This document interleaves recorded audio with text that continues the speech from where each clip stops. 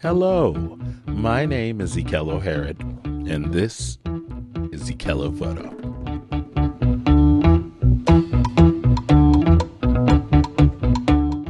Welcome back. I am on my second video since I had my leg up. It's actually right here, a big old black cast right now, but we won't show you all of that. Anyway, here we go. We're going to do a little Lightroom Roulette. And I'm going to switch to my Lightroom over here. And I've already picked out the picture. It's a picture of a friend of mine named Eric. He's a wonderful man with a wonderful new young family. And this young little girl of his is absolutely beautiful.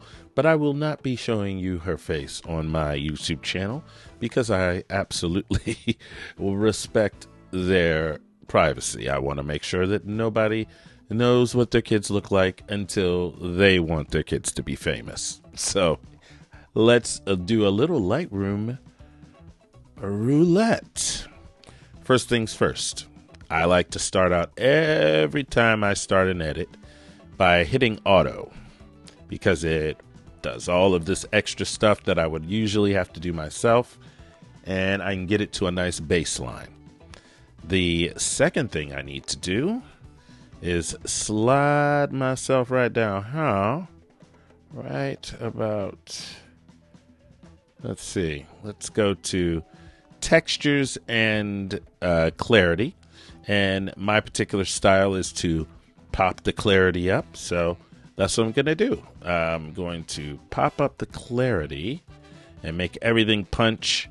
And then I'm going to pull down on the texture because he's got a lot of hair and stuff. And I don't want it to necessarily be all about his hair. I want it to be more about his face. I'm going to go ahead on and vignette it. As you can see, as a matter of fact, before I do that, as you can see, there's this line right down the side here. And the reason that the line is there is because the shutter speed was too fast, and I was using a flash on the camera, and the flash didn't have something called high speed sync. High speed sync helps you. It gives you the ability to take pictures at very fast speeds in really bright light, and you can like overpower the sun and create scenarios and scenes that you wouldn't be able to do if you didn't have the high speed sync. But I didn't have the high speed sync on this, so I decided to go with it. I thought the picture was maybe ruined, but it isn't necessarily ruined. If I wanted to, I could probably lighten this side of the picture up and you could see what was going on. But I don't really want to do that. What I actually want to do is a technique that's a little more nuanced. I'm going to use some linear gradients, and I'm going to add one right up here. And we're going to give him a haircut right there. We're going to take the mask and make sure it just barely touches his hair so that it's the last kind of area that really gets filled in. And we're going to make, with the use of lowering the exposure, we're going to make that ceiling fan disappear. And then we've got some weird arms down here. I don't know whose arm that is. But we're going to create another gradient, and we're going to create another linear gradient, and we're going to slide that sucker right up here.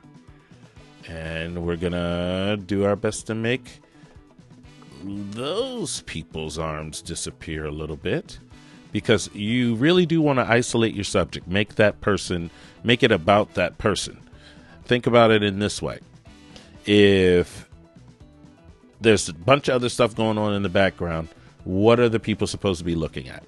So you always, especially when you're taking pictures of people, you want the subject to stand out, to be larger than life.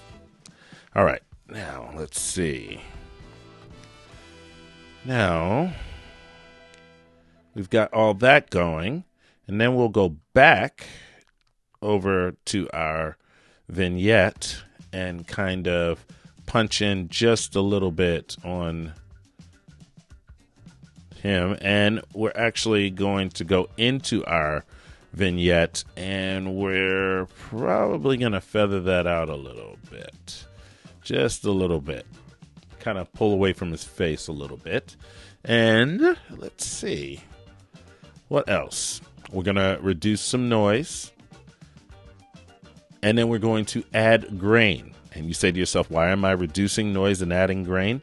Because algorithmically, the grain is created in a way that mimics famous film grains of the past 100 years. And so I take my chances with the artificially made film grain other than the artificially noised up image from my camera. So in this way, it gives me the ability to control exactly how much grain I want. I personally think it should be a little more than that. It kind of gives it this, yeah, look at that. That's pretty good, pretty good. All right, and we're going to open up a lens here, and I shoot with Young-Yo lenses. So I'm going to go down to the bottom. I'm going to click on that 50 millimeter 1.8. That's right, babies.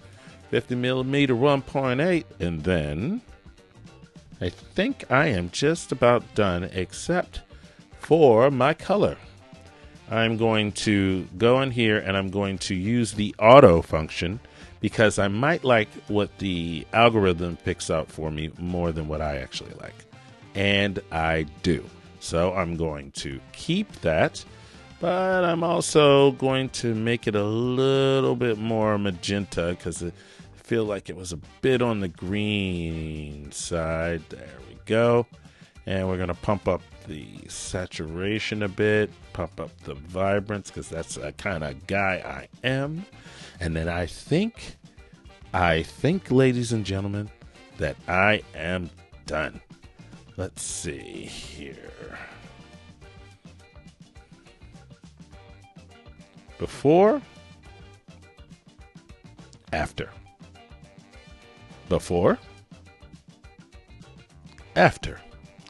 I think that the after is very dynamic and really isolates the subject, and it's absolutely a good shot now, not just a mediocre one.